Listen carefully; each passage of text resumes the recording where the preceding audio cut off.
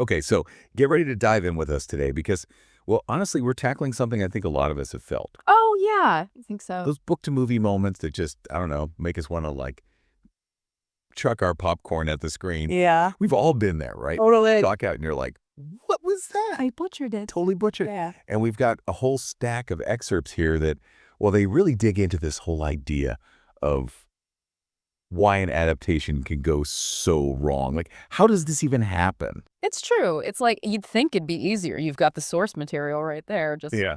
You'd think. Yeah, just follow the book. Exactly. Yeah. Should be a slam dunk. Yeah. Right? Apparently not. Not always. So that's kind of our mission today, to figure out what makes a bad adaptation and why it's like such a common thing. Yeah.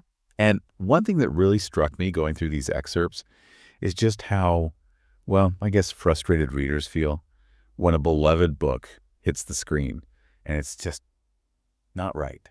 And it's not just like getting a detail wrong or something. Right. It's like this feeling of betrayal, almost like the spirit of the book was just, I don't know, tossed out the window. Exactly. Like one excerpt even said something about butchering the plot or characters, which, ouch. Yeah. Yeah. I can see why that would feel, personal. Totally. Because readers, they build this connection with the book. Yeah. It's like they live in that world. They feel what the characters feel. So when a movie comes along and just like changes things up drastically, it's like, whoa, hold on. Yeah. You messed with my friend. Yeah, exactly. And a lot of excerpts brought up this idea of Aragon as a prime example of this gone wrong. Aragon, yeah, definitely a classic case. Like they completely cut Murtaugh from the film. Yeah. Which, I mean, if you read the book, Murtaugh's story is so woven into everything. Yeah. Family, betrayal, the whole good versus evil thing. Like, he's key. Totally. But the movie just, nope, gone. And it feels like they did it because they thought, oh, this is too complicated for the audience to follow. Right, right. Let's just make it simple. Yeah. But simple isn't always better. Yeah. Like, they dumbed it down, and it just leaves you feeling cheated. Absolutely. Like they thought we couldn't handle it. Exactly. And another thing that came up in these excerpts, these ending changes. Yeah, those can be. It's like, why even bother? Yeah, like My Sister's Keeper comes to mind. Oh, yeah. The book, that ending, devastating, but in a good way.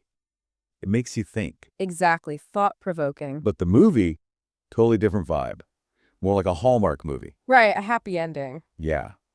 And it just undercuts everything the book was trying to say. Totally. Undermines the whole theme. Like, it feels like filmmakers sometimes forget that movies are visual. Yeah, it's a different medium. Yeah. A book, it's all about descriptions of what the characters are thinking. Cognitive monologue. But in a movie, you've got so many tools to work with. Like the lighting, music, facial expressions, all of it. Exactly. Instead of telling us a character is sad, show us. Yeah. Yeah. Use the visuals to make us feel it. Like Lord of the Rings, for example. Yeah. Those movies are massive, but they capture that emotional core of Tolkien's work. Right. And they used visuals and the music and even just, tweaking the dialogue to make it work. Yeah. So it's faithful, but also like epic on screen. Exactly. They really understood how to use those cinematic tools. So we've talked a lot about what goes wrong. Right. But what about when adaptations actually get it right? Like, what's their secret? I think it boils down to respect.